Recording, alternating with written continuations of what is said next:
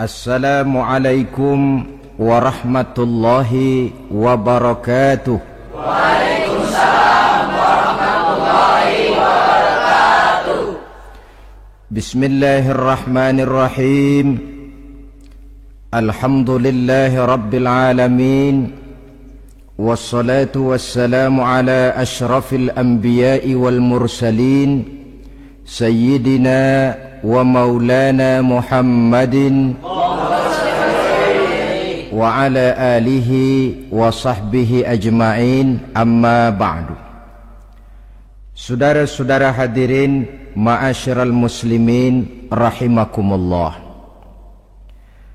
Salah satu dari rukun iman yang 6 mengajarkan kepada kita untuk beriman dengan adanya hari akhirat, hari yang dimulai dengan kehancuran alam ini, yang dalam istilah kerennya disebut the last day of the world, di mana air laut tumpah ke darat, planet-planet bertabrakan, gunung meletus, bumi gempa, lalu semua yang bernama hidup mati. Terjadilah kebangkitan setelah mati itu dalam kehidupan yang disebut kehidupan akhirat. Pada kehidupan akhirat itu Allah jelaskan dalam surah Abasa ayat 34, Yauma yafirrul mar'u min akhihi wa ummihi wa abihi wa sahibatihi wa banihi likulli imri'in minhum yawma idzin sya'nun yughnih. Hari di mana setiap orang akan lari dari saudaranya, dari ibunya dan bapaknya, dari istrinya dan anak-anaknya. Setiap orang pada hari itu disibukkan oleh persoalannya sendiri-sendiri. Sehingga sangat boleh jadi hari itu orang tua tidak lagi sempat memikirkan anaknya. Seorang suami tidak lagi sempat memikirkan istrinya. Seorang teman pun tidak akan sempat memikirkan teman. Tiap orang sibuk dengan persoalannya sendiri-sendiri untuk mempertanggungjawabkan kegiatan hidupnya ketika di dunia ini. Dalam keadaan semacam itu, di mana orang disibukkan dengan persoalannya masing-masing, ada 7 golongan manusia yang mereka tenang-tenang saja. Orang lain bingung, mereka kalem. Orang lain kepanasan, mereka mendapat keteduhan. Siapa mereka? Inilah yang akan kita jadikan pembicaraan pada pertemuan kita kali ini. Bersumber dari sebuah hadis di mana bersabda Rasulullah sallallahu alaihi wasallam, Sab'atun yuzilluhumullahu yawma la zilla illa zilluh. Ada 7 golongan manusia, kata beliau, yang di akhirat nanti akan langsung mendapat perlindungan dari Allah. Padahal hari itu tidak ada lagi perlindungan selain perlindungan Allah. Sehingga lantaran Allah langsung yang melindungi mereka, maka mereka tidak merasakan lagi kepanasan akhirat. Mereka tidak lagi merasakan kebingungan. Mereka tidak lagi disibukkan oleh persoalan, lantaran mereka langsung dilindungi oleh Allah subhanahu wa ta'ala. Siapa gerangan yang 7 orang ini? Marilah kita lihat satu persatu dengan harapan mudah-mudahan kita termasuk salah satu di dalamnya. Amin ya rabbal alamin. Manusia pertama yang langsung mendapat perlindungan dari Allah, kata Nabi, imamun adil, pemimpin yang adil. Siapa sih pemimpin itu dan apa artinya adil? Saudara hadirin, secara umum yang dinamakan adil ialah at-tawassut bainal amraini, orang yang pandai mengambil sikap jalan tengah dari dua persoalan yang dihadapinya. Biasanya tidak berat ke kiri, juga tidak berat ke kanan. Itu yang disebut adil. Orang yang tidak hanya sekedar bisa menuntut kewajiban dari seseorang, tapi juga bisa memberikan hak kepada orang itu juga disebut adil. Lalu pemimpin itu siapa? Setiap kita adalah pemimpin. Yang besar kecilnya kepemimpinan kita bergantung kepada apa yang kita pimpin. Dan sudah barang tentu bahwa setiap pemimpin akan dimintakan pertanggunggan jawab dari apa yang dipimpinnya. Seorang pemimpin yang adil, dia menaungi orang-orang yang dipimpinnya dalam kehidupan di dunia ini. Pantas kalau di akhirat nanti Allah langsung menaungi mereka. Oleh karena itu, pemimpin merupakan suatu amanah. Jabatan di samping dia merupakan amanah juga merupakan nikmat. Dan nikmat itu akan bergantung kepada pandai atau tidak kita mensyukurinya. Beberapa contoh dalam sejarah bisa kita lihat. Seorang bernama Umar bin Abdul Aziz, pada saat beliau secara aklamasi dipilih menjadi pemimpin, menjadi presiden, ucapan yang pertama keluar dari mulutnya, inna lillahi wa inna ilaihi raji'un. Coba bayangkan ini, dipilih jadi pemimpin, diangkat jadi presiden, bukan alhamdulillah, malah inna lillahi wa inna ilaihi raji'un.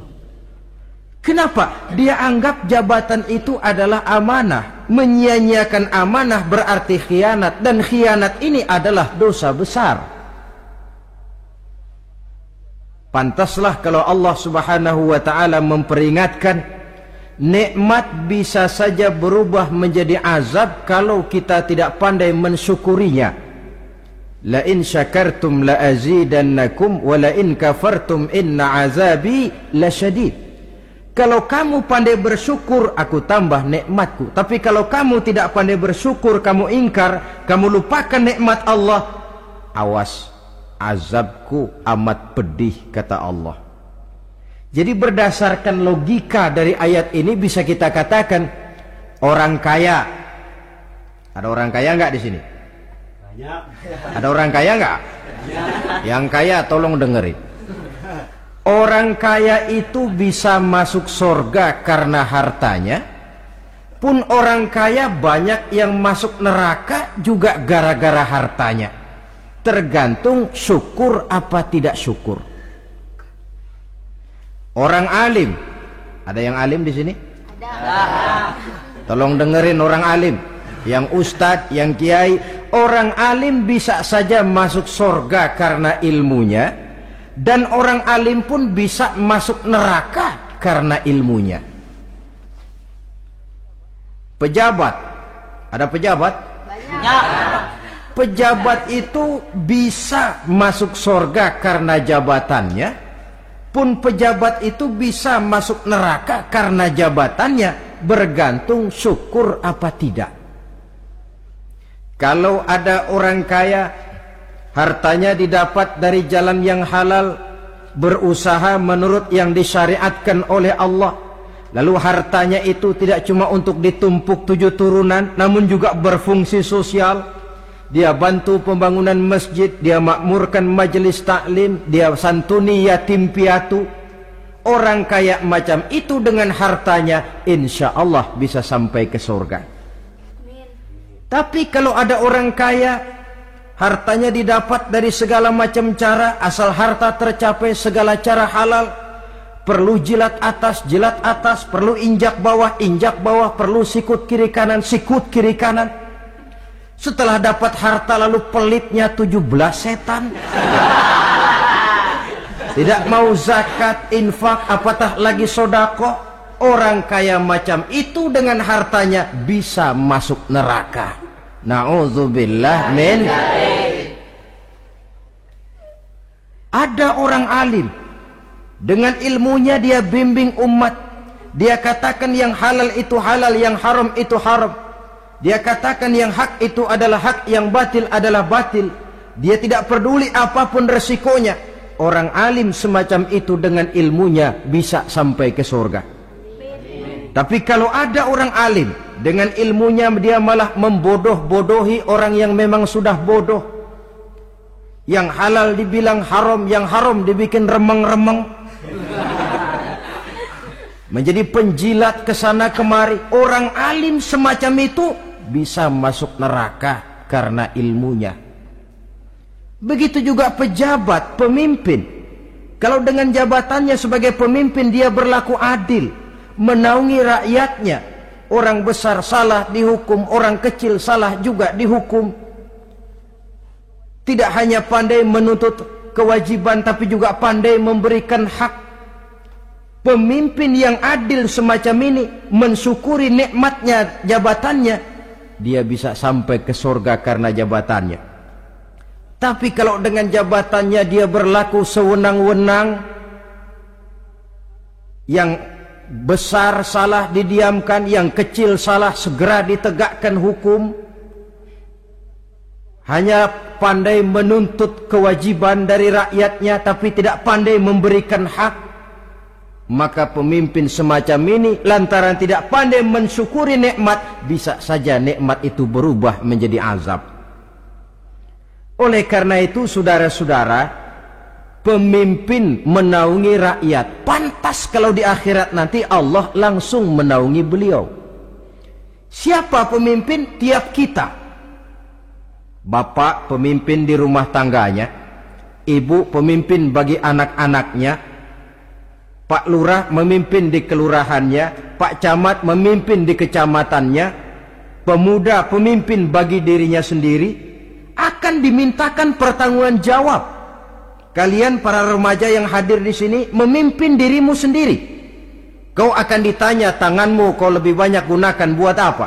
Kakimu lebih banyak kau bawa jalan kemana? Lidahmu lebih banyak membicarakan apa?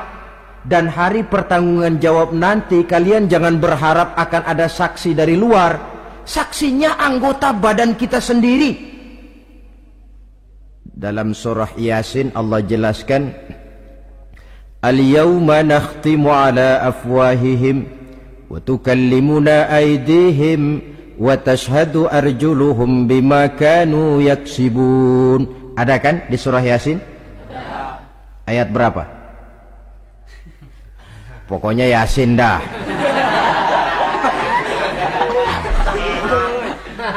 Daripada repot-repot, pokoknya Yasin gitu aja biar urusan lancar. Al-yawma nakhtimu ala afwahihim. Pada hari itu kami kunci mulut mereka. Jadi tidak pandai lagi mulut ini bicara. Wa tukallimuna aydihim, tangan-tangan mereka yang akan bicara kepada kami. Wa tashhadu arjuluhum, kaki mereka akan memberikan kesaksian. Bima kanu yaksibun, terhadap apa saja yang telah pernah mereka lakukan dalam kehidupan di dunia ini. Hari pertanggungan jawab. Oleh karena itu kalau kita memimpin diri sendiri, berlakulah adil kepada diri sendiri. Nah, lalu masalahnya memang kita mesti adil kepada siapa saja sih? Ada 3 hal pokok yang kita harus berlaku adil. Pertama, adil kepada Allah. Yang kedua, adil kepada sesama makhluk. Dan yang ketiga, adil kepada diri sendiri. Adil kepada Allah artinya apa? Mendahulukan hak Allah daripada kepentingan pribadi. Kalau sudah datang waktu sholat asar misalnya, walaupun sedang enaknya latihan voli, berhentilah dulu sebentar. Sholat kita adil kepada Allah. Adil kenapa? Dalam contohnya dengan sholat misalnya. Sholat itu kan sehari semalam 5 waktu yang wajib. Betul apa betul? Betul. 5 waktu. Lah sholat itu, kalau sholat bagus, taruhlah 7 menit. Kalau sholatnya itu kilat 4 menit. Ada lagi yang kilat khusus, nggak pakai perangko, 2 menit barangkali selesai. Taruhlah 5 menit kita ambil yang bagus. Kalau 5 waktu kali 5 menit kan cuma 25 menit. Sementara Allah memberikan kita hidup ini 24 jam sehari semalam. Cuma 25 menit diminta untuk ibadah kepadanya. Tidak sanggupkah kita berlaku adil? 25 menit ini untuk menghadapmu ya Allah, sementara engkau telah memberikan restannya 23 jam 35 menit untuk hidup dalam sehari semalam. Mendahulukan hak Allah daripada kepentingan pribadi. Adil kepada Allah. Adil kepada yang kedua, adil kepada sesama makhluk. Adil kepada manusia, adil kepada binatang, adil kepada alam. Yang kalau prinsip keadilan itu kita langgar akan membawa efek bagi diri kita juga. Manusia sekarang kan tidak adil kepada alam. Misalnya apa? Hutan ditebangi secara liar, gunung-gunung menjadi gundul. Akibatnya ketika turun hujan terjadi erosi, banjir melanda kemana-mana, tanah longsor terjadi. Akibatnya terkena manusia juga kalau mereka sudah tidak menjaga keseimbangan alam ini. Adil kepada orang lain, apakah itu namanya tetangga, teman, keluarga. Dan yang ketiga, adil kepada diri sendiri. Bagaimana pengertiannya? Mata ini punya hak untuk tidur, begadang terus tiap malam, tidak adil kepada mata. Nah, ini yang ketawanya paling kencang pasti tukang begadang ini.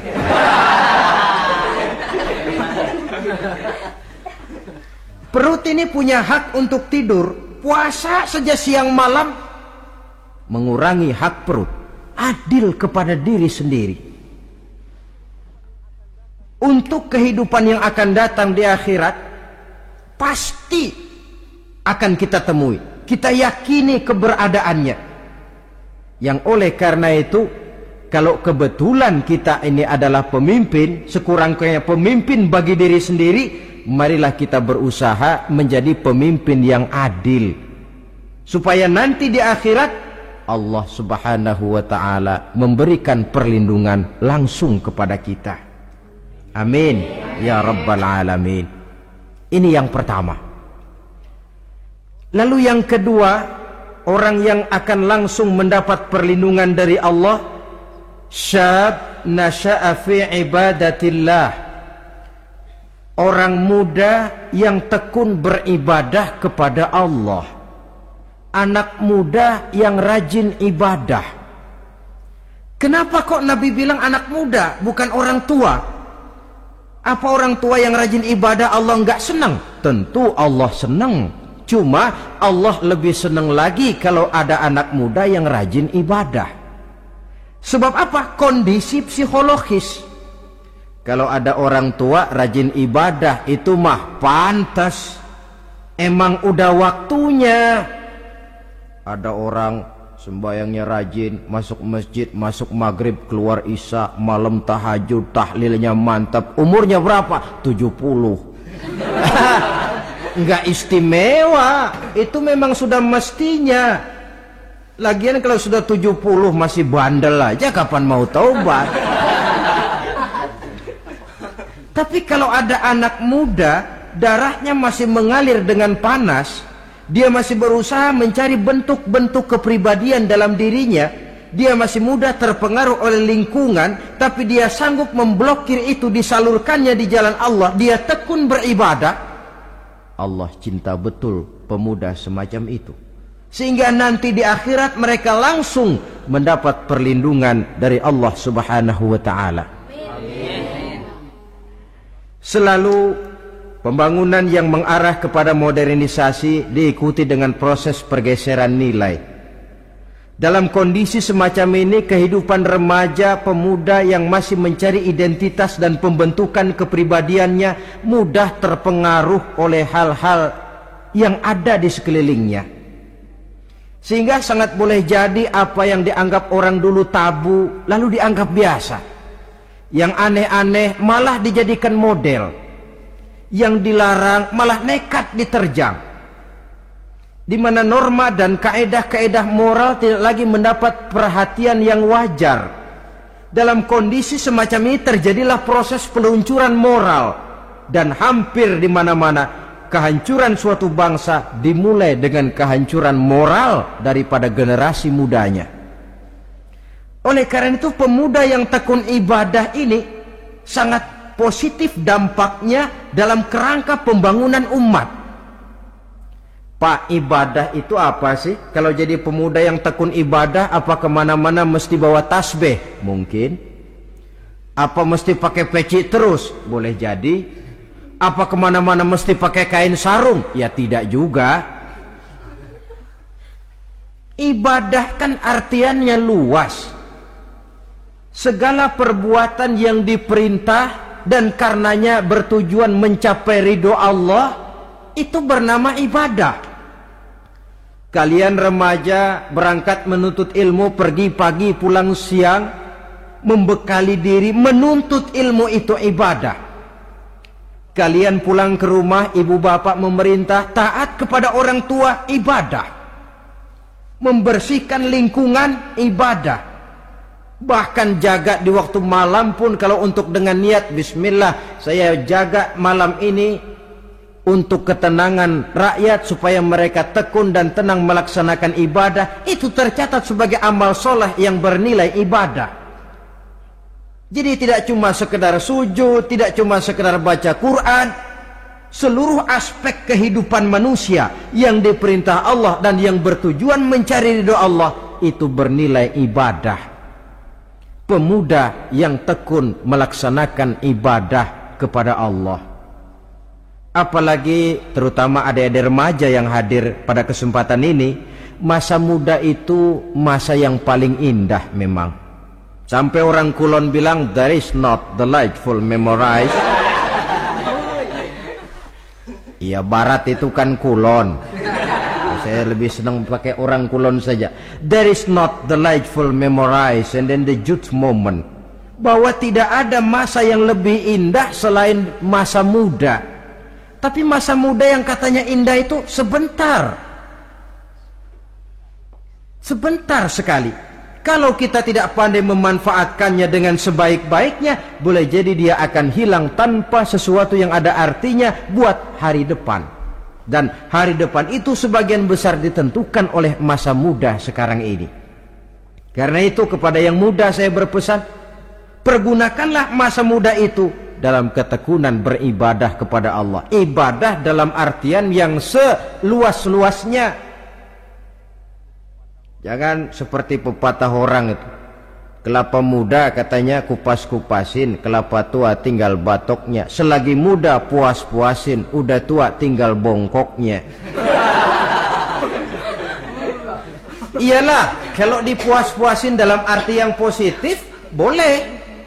Mumpung masih muda, puas-puasin nuntut ilmu. Mumpung masih muda, puas-puasin ibadah. Mumpung masih muda, puas-puasin berbakti kepada kedua orang tua. Puas-puasin dalam artian yang positif, tentu saja bagus. Tapi kalau puas-puasin dalam arti menghambur umur untuk sesuatu yang mubazir, bergadang di pinggir-pinggir jalan, lalu mulai berkenalan dengan morfin, narkotik, ganja, terperangkap oleh budaya-budaya modern yang menyesatkan, terpancing oleh model-model baru yang kelihatannya menarik tapi sebenarnya tidak bermanfaat, entah pada akhirnya akan mendatangkan penyesalan kepada kita saja. Coba, belakangan ini saya dengar di Jakarta akan ada satu festival yang disebut Festival Ngeceng.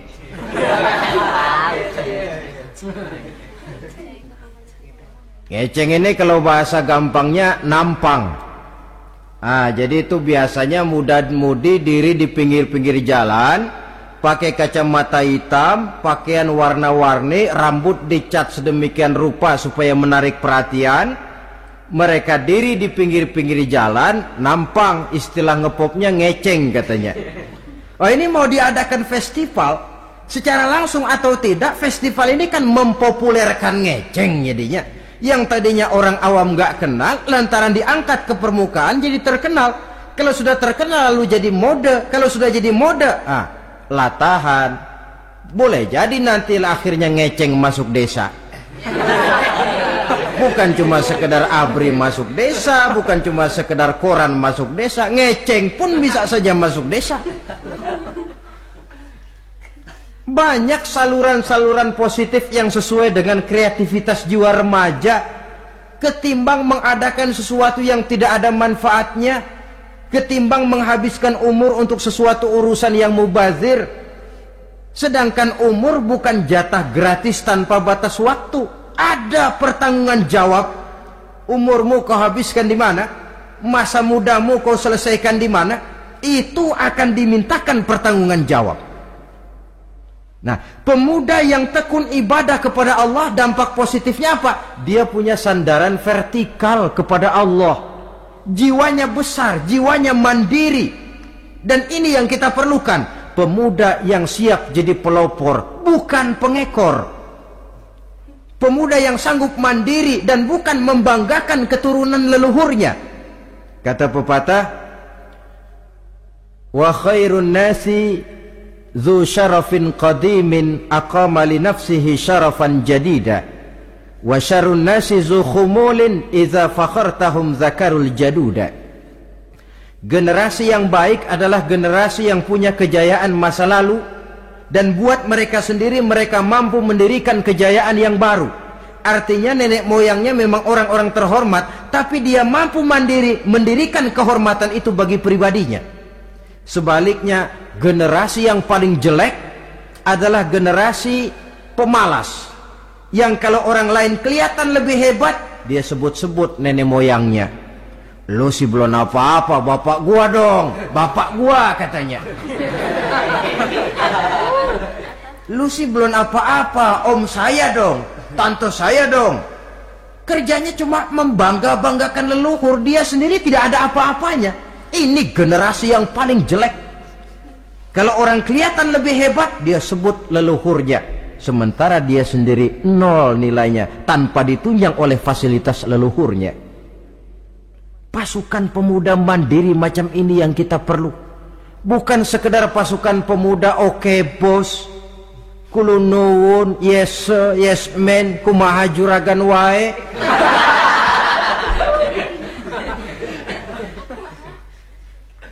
Dan terus terang kita miskin dengan pemuda yang mandiri, yang punya kepribadian, yang berani berkata ya terhadap yang benar dan berani berkata tidak terhadap yang tidak benar. Dari mana ini didapat? Sandaran vertikal dalam bentuk ibadah kepada Allah akan memantapkan jiwa, membersihkan hati, sehingga dia akan berfungsi seperti radar. Sandaran vertikalnya cuma kepada Allah. Inilah dampak positifnya. Karena itu, tentu saja kita berharap sekurang-kurangnya pemuda-pemudi yang hadir pada kesempatan ini menjadilah pemuda-pemudi yang tekun beribadah kepada Allah. Amin. Amin. Nah, baiklah ya, itu tadi yang kedua. Kita lanjutkan sekarang yang ketiga, orang yang akan langsung mendapat perlindungan dari Allah. Kata Nabi, rajulun qalbuhu mu'allakun bil masjidi. Seseorang yang hatinya selalu terpaut kepada masjid. Apa arti terpaut kepada masjid ini? Apa orang yang gak pernah keluar-keluar dari masjid? Tentu saja bukan. Apa gunanya di dalam masjid terus kalau kerjanya cuma tidur doang? Maksud terpaut kepada masjid ini, hatinya selalu berpikir bagaimana memakmurkan masjid. Jasadnya boleh saja ada di kantor, boleh saja ada di pasar, boleh ada di sawah, boleh ada di ladang, tetapi hasil daripada usahanya dia lalu berpikir bagaimana memakmurkan masjid. Sebab apa? Masjid merupakan center of activity, pusat daripada kegiatan umat. Kalau kita lihat fungsi masjid di zaman Rasul, Di masjid beliau berdakwah, di masjid beliau mengatur negara, di masjid beliau mengadakan perundingan, di masjid beliau bermusyawarah dengan para sahabat. Pusat daripada kegiatan umat. Dan memakmurkan masjid ini dasarnya tidak lain karena iman kepada Allah. Prinsipnya bagaimana kita menghidupkan masjid dan bukan mencari hidup di masjid. Kalau sudah prinsipnya dibalik, bukan menghidupkan masjid tetapi mencari hidup di masjid, saya khawatir masjid akan ambruk. Nyatanya kadang-kadang masjid kita ini fungsinya belum maksimal. Kadang-kadang ada kok masjid yang bukanya cuma seminggu sekali.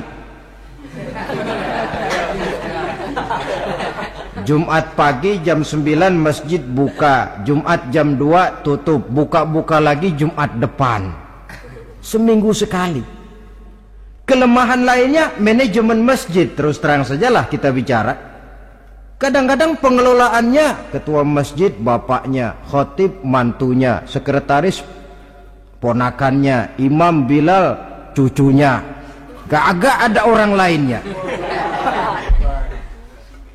Ya kalau bagus kepengurusannya tidak apalah. Tapi kadang-kadang kelemahannya ialah bagaimana menciptakan manajemen masjid yang baik sehingga masjid bisa berfungsi sebagaimana fungsinya di zaman Rasulullah sallallahu alaihi wasallam. Apalagi belakangan ini ada kecenderungan yang membuat kita optimis, gembira. Remaja, pemuda, pemudi mulai gemar datang ke masjid, berkumpul membentuk remaja masjid, remaja musola, mengadakan kegiatan majelis taklim yang mingguan, yang bulanan, aksi sosial, yang semuanya bermuara dari kehidupan masjid. Sesuatu yang menggembirakan.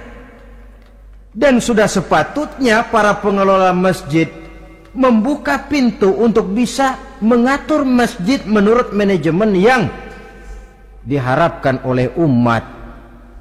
Karena bagaimanapun di masjid dua jalur komunikasi, bahasa kerennya two-way traffic communication, itu bisa kita laksanakan, yaitu hablum minallah wa hablum minan nas.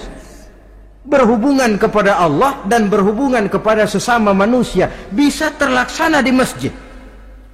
Berhubungan dengan Allah jelas saja lewat sholat misalnya. Berhubungan dengan sesama manusia jelas saja lewat musyawarah, lewat majelis taklim, lewat kegiatan-kegiatan yang mensyiarkan agama. Dan begitu selanjutnya. Saudara hadirin yang saya hormati, memakmurkan masjid sebagai rumah Allah. Sebab dalam hadis kursi Allah katakan, inna buyuti fil ardi al masajid wa inna zuwari fiha ummaruha. Rumahku di permukaan bumi adalah masjid-masjid, kata Allah. Dan orang-orang yang memakmurkan masjid, orang yang datang ke masjid adalah tetamuku. Kalau Allah memerintahkan kita menghormati tamu, tentu Allah lebih tahu bagaimana menghormati tamunya sendiri. Allah mengajarkan kita, hormatilah tamumu. Sekarang kita yang menjadi tamunya Allah dengan datang ke masjid, dengan memakmurkan masjid, Allah lebih tahu menghormati tamunya. Ini yang ketiga.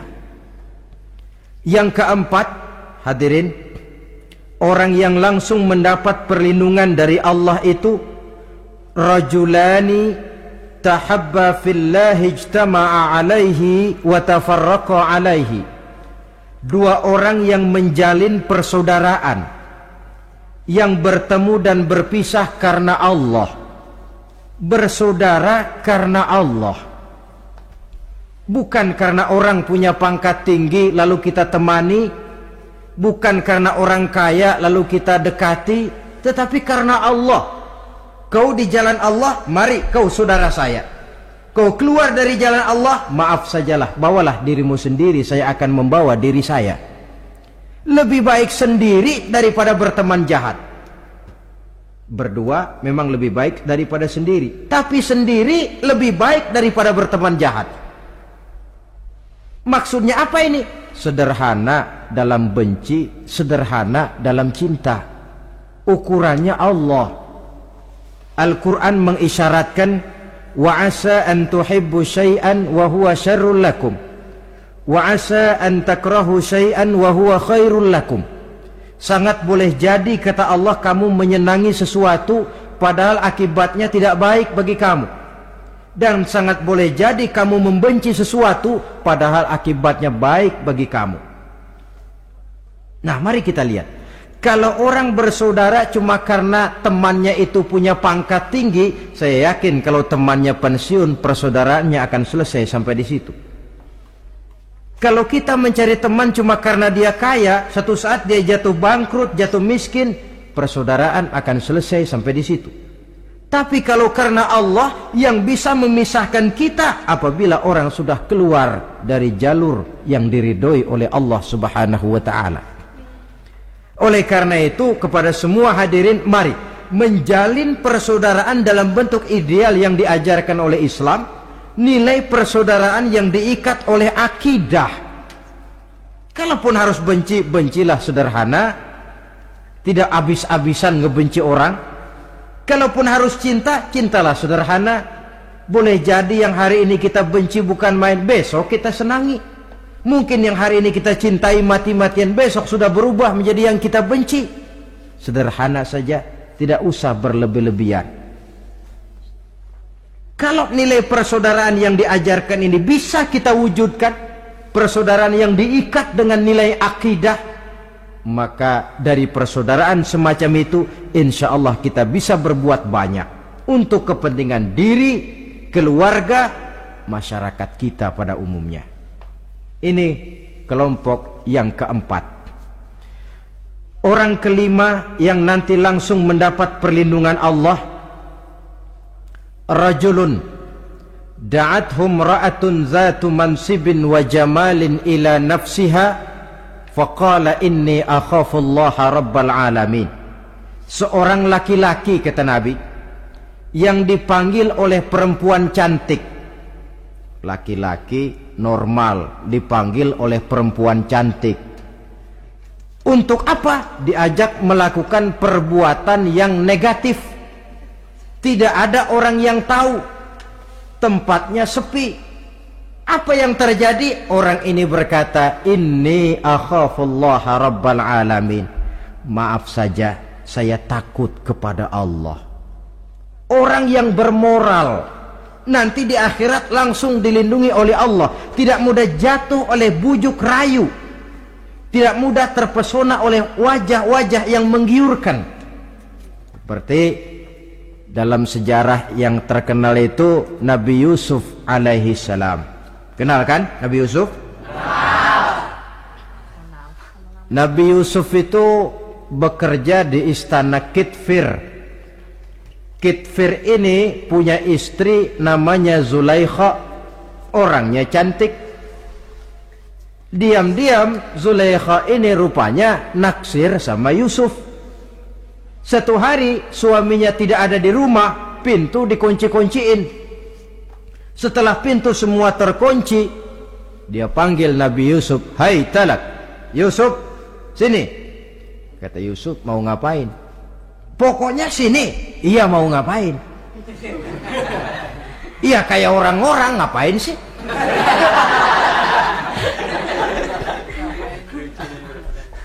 Sebenarnya ini Zulaikha senang kepada Yusuf, Yusuf pun demikian. Walaqad hammat bihi wa hamma biha. Zulaikha menyenangi Yusuf, Yusuf pun menyenangi Zulaikha. Tapi apa? Walaula an ra'a burhana rabbih. Andai kata Yusuf tidak melihat peringatan Tuhannya, letter S. Yusuf, ini bukan pekarangan ente, dilarang parkir di sini. Sehingga walaupun tidak ada yang tahu, tidak ada yang melihat, Nabi Yusuf selamat dari bujuk rayu Zulaikha. Mempertahankan nilai-nilai moral di tengah kemajuan zaman memang merupakan pekerjaan yang tidak ringan. Merupakan pekerjaan yang sangat berat.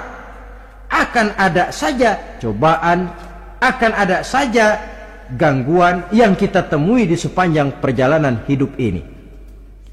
Tapi sebaliknya, kalau orang sudah tidak lagi menjunjung moral yang tinggi, lalu hidup menurut selera sendiri-sendiri, ya kita lihatlah lahirnya kebudayaan kumpul kebo yang diawali dengan free sex yang mengarah kepada summon living alias hidup bersama tanpa nikah.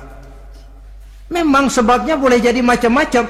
Mungkin karena broken home, nggak merasa diperhatikan di rumah, ibu bapak sibuk lalu anak mencari kesibukan sendiri.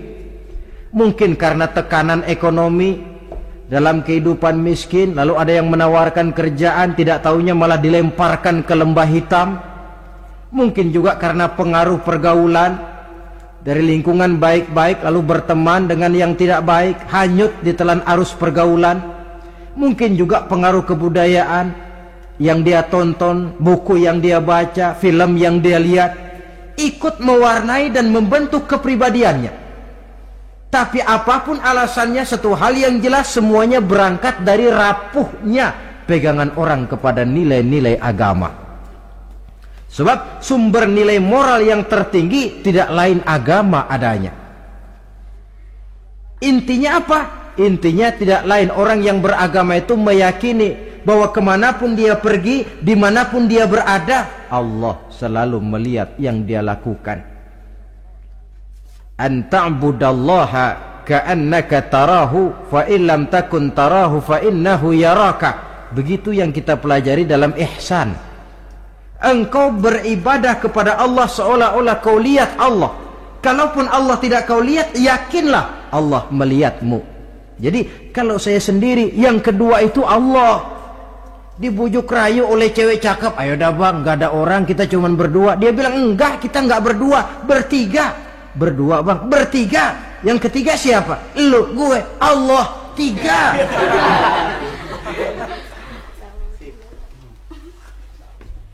Di kantor mau korupsi, dia kasak kusuk, gerasak gerusuk, cari apa yang seharusnya menjadi hak orang lain. Tidak ada yang lihat, tapi dia tidak sendiri. Saya berdua. Yang kedua, Allah. Merasakan kehadiran Allah dekat dalam hidup. Nilai moral semacam ini menyelamatkan masyarakat. Pantas kalau orang semacam ini di akhirat nanti langsung mendapat perlindungan dari Allah Subhanahu wa ta'ala. Karena itu terutama adik-adik remaja yang hadir, sebenarnya yang paling mahal dalam hidupmu adalah harga dirimu. Kalau itu sudah terjual dan tergadai, apalagi yang bisa kau banggakan dalam hidup ini? Titel yang berenteng barangkali, harta yang banyak, mobil yang serba berkilat barangkali. Tidak akan banyak manfaatnya kalau sudah dimulai dengan kehancuran daripada harga diri. Tidak ada yang lebih mahal daripada harga diri. Jagalah itu baik-baik. Pelihara nilai-nilai moral. Makin pandai kau jaga diri, insya Allah makin mahal hargamu. Dalam pandangan manusia, lebih-lebih juga dalam pandangan Allah. Pantas kalau pepatah bilang, innamal umamul akhlaqu ma baqiyat fa in zahabathumu akhlaquhum zahabu.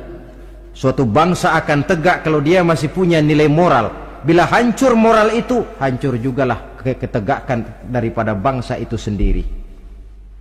Ini yang kelima. Yang keenam, masih dua lagi. Orang keenam yang nanti akan langsung mendapat perlindungan dari Allah, rajulun zakarallaha khalian fafadat ainahu. Seseorang yang mengingat Allah dalam kesunyian, lalu berlinang air matanya. Tengah malam dia bangun, bertahajud dia kepada Allah. Gemersik tikar tersentuh tangan, laksana lambaian tangan malaikat maut nak datang merenggut nyawa. Terbayang segala dosa dan kesalahan, tergambar semua kekeliruan yang dilakukan dalam hidup. Lalu air mata pun tanpa terasa berurai membasahi pipi. Orang yang mengingat Allah dalam kesunyian. Saudara, tidak ada orangnya itu yang tidak punya dosa. Coba saya mau tanya, yang kumpul di sini ada nggak orangnya yang nggak punya dosa? Tidak ada.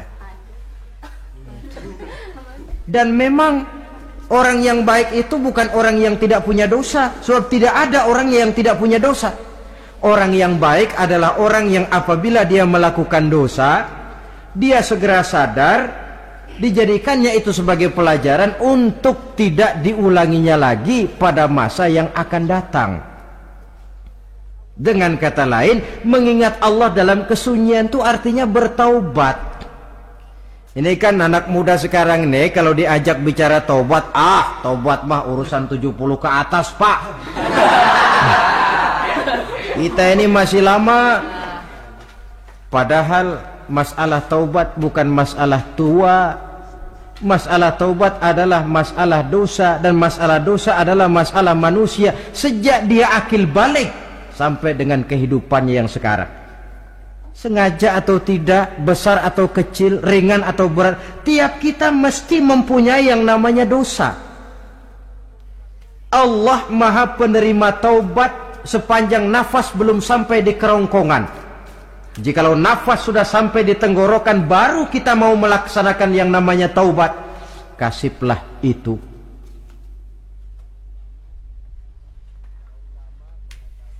Para ulama mengatakan, la saghair ma'al istimrar wala kabair ma'al istighfar. Tidak ada dosa kecil kalau ditumpuk terus, dan tidak ada dosa besar kalau diikuti dengan istighfar, permohonan ampun kepada Allah. Jadi jangan menganggap ini dosa kecil, ini dosa kecil, ditumpuk-tumpuk lah jadi gede juga. Tidak ada dosa yang kecil kalau dikerjakan terus-menerus, dan tidak ada dosa yang besar kalau diiringi dengan istighfar. Dalam kehidupan ini, apabila dosa sudah bertumpuk, maksiat merajalela, munkarat menjadi jadi, Allah tidak akan segan-segan menurunkan azab. Azabnya itu bisa dalam bentuk bencana alam, banjir namanya, kebakaran merajalela namanya, gempa bumi namanya, bendungan pecah namanya, reaktor atom bocor namanya. Namanya boleh jadi macam-macam.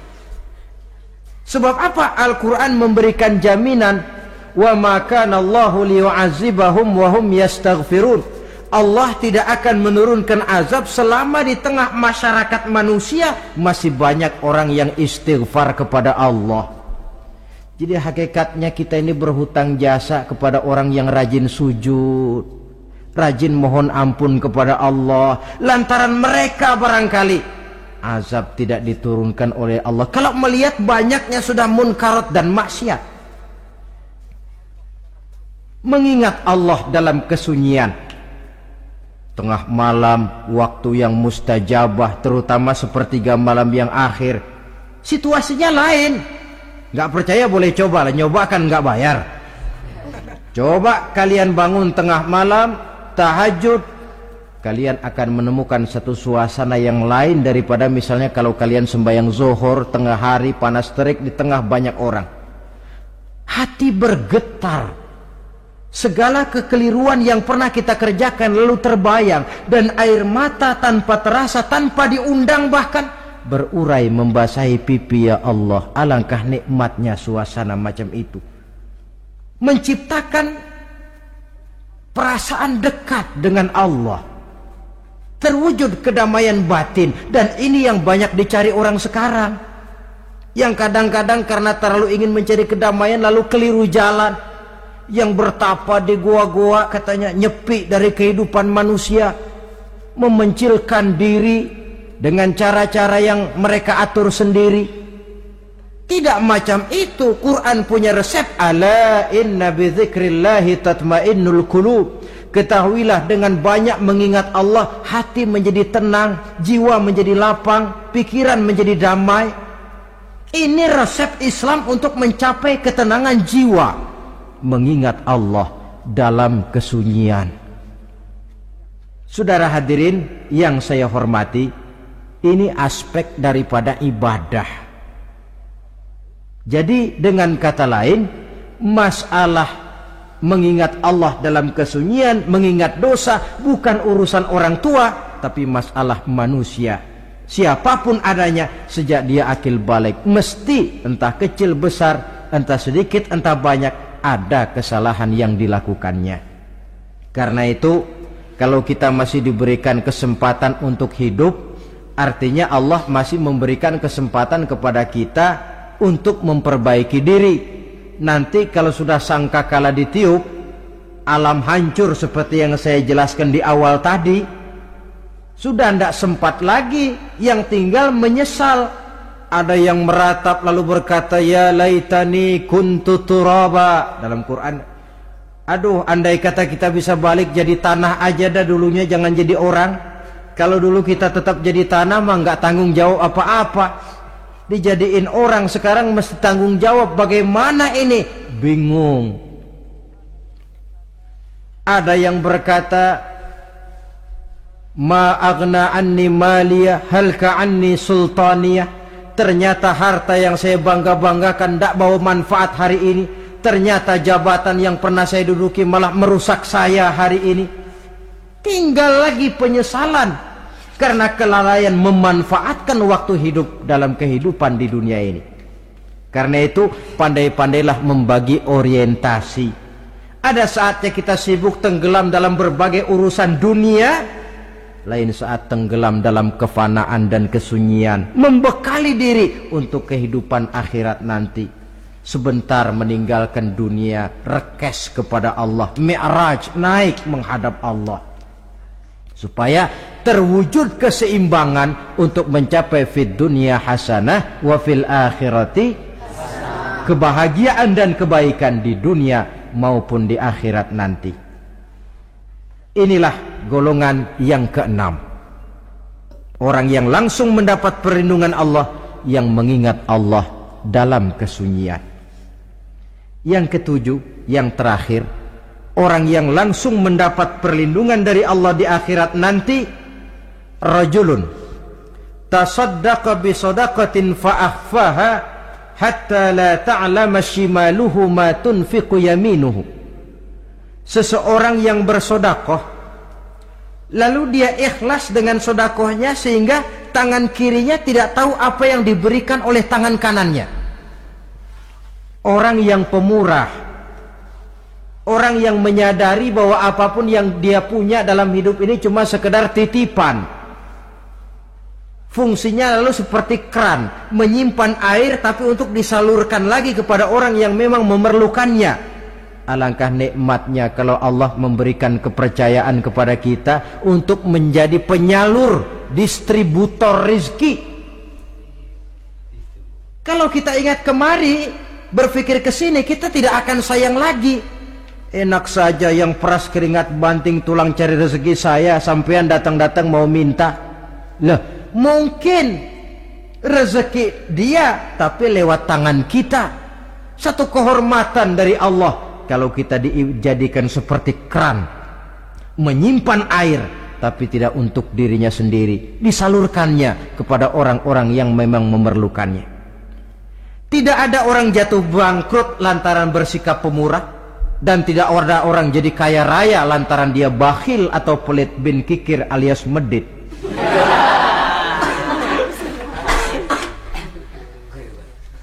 Dalam kitab Riyadhus Shalihin kita baca, tiap pagi ke alam ini turun dua malaikat. Cuma kita nggak tahu. Dua-duanya berdoa, yang sebelah kanan berdoa, yang sebelah kiri berdoa. Kata yang sebelah kanan doanya tiap pagi ini. Kata yang malaikat yang satu dia berdoa, Allahumma a'ti munfiqan khalafa. Ya Allah, kepada orang-orang yang suka infak, kepada orang-orang yang suka memberi, kepada orang-orang yang pemurah, gantilah mereka dengan yang lebih baik dari apa yang telah mereka berikan. Lalu malaikat yang satu berdoa, Allahumma a'ti mumsikan talafa. Ya Allah, kepada orang-orang yang mumsik, bakhil, kikir, berilah mereka kerusakan dan kebinasaan di dalam harta mereka. Maka lihat sajalah, orang kaya tapi pelit, ada saja jalan yang kira-kira duitnya bakalan jadi keluar dan gak ada pahalanya. apa kena musibah lalu berobat sekian juta, apa kemalingan, apa ditipu orang, ada saja cara duitnya keluar yang gak ada pahalanya. Inilah prinsipnya. Allah mencintai orang pemurah. Dalam hadis kursi, uhibbu ahlas sakha wa hubbi lil faqiri syakhi asyad. Aku cinta kepada orang yang pemurah, tapi aku lebih cinta kepada orang miskin yang pemurah. Orang kaya pemurah Allah cinta, orang miskin pemurah Allah lebih cinta. Kenapa? Nilainya lain. Orang kaya sedekah 500, orang miskin sedekah 500, sama 500-nya, tapi saya yakin pahalanya lebih besar buat si miskin. Kenapa? Buat orang kaya 500 apa artinya? Sekelebatan. Buat si miskin 500 dia mesti peras keringat banting tulang, tapi dia berani memberi seperti beraninya orang kaya. Nilai ini yang dilihat oleh Allah.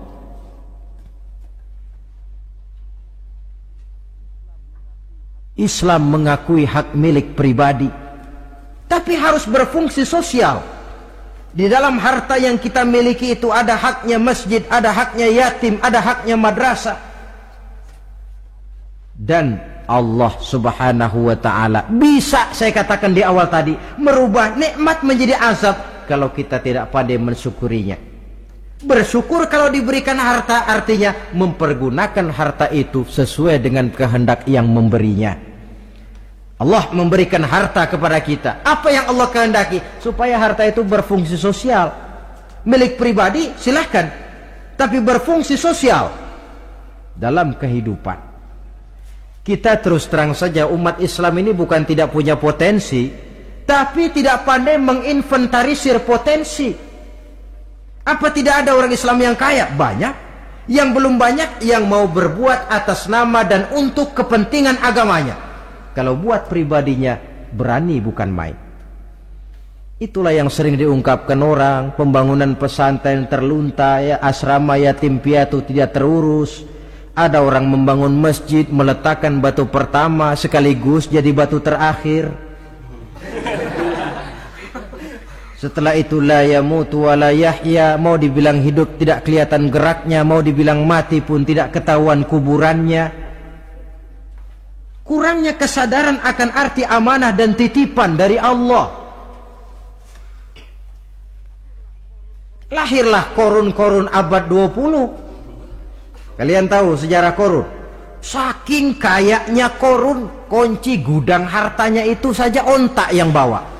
Itu baru kunci itu. Onta yang bawa. Ketika orang tanya, "Anna laka hadza ya korun?" Hartamu begini banyak, dari mana kau dapat korun? Ya saya usaha, tidak ada hubungannya sama Tuhan katanya. Apa yang terjadi? Lantaran kekurang ajarannya melupakan nikmat, korun dan seluruh harta bendanya ditenggelamkan Allah oleh gempa bumi. Makanya orang sekarang kalau dia macul ketemu harta, apa katanya? Gue dapat harta karun. Peninggalan si korun itu barangkali dahulunya. Saudara-saudara, oleh karena itu, kalau kita oleh Allah diberikan amanah berupa harta, pandailah bersyukur dan jadilah orang yang ikhlas dalam bersedekah. Nah, inilah pertemuan kita pada kali ini. Walaupun singkat, mudah-mudahan sekali lagi kita termasuk salah satu di antara 7 golongan yang di akhirat nanti langsung mendapat perlindungan dari Allah. Terima kasih banyak atas segala perhatian. Mohon maaf atas segala kekurangan. Usikum wa nafsi bitaqwallah. Wassalamualaikum warahmatullahi wabarakatuh.